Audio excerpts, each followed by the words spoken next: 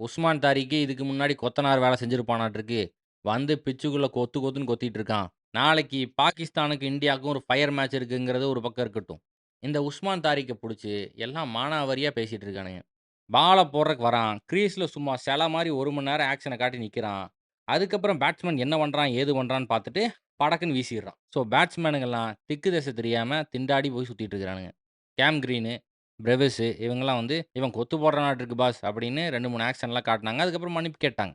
ஏன்டா rule book ஐசிசியே வந்து இவன கிளியர் பண்ணிருச்சு. நீங்க என்னடா சொல்றதுன்னு இன்னொரு தரப்பு. ஒரு கிரிக்கெட்ட போட்டு உட்கார்ந்து பார்க்குற நார்மல் மனுஷன், அத பார்த்தான்னா என்ன நினைப்பான்? ஆப்வியஸ்லி கொத்து போடுறான்னு தான் நினைப்பான். இவன இந்தியா அடிச்சு நொறுக்கணும். இதுக்கப்புறம் இவன் பவுலிங் ஆக்ஷன பத்தி எவனுமே பேசக்கூடாது.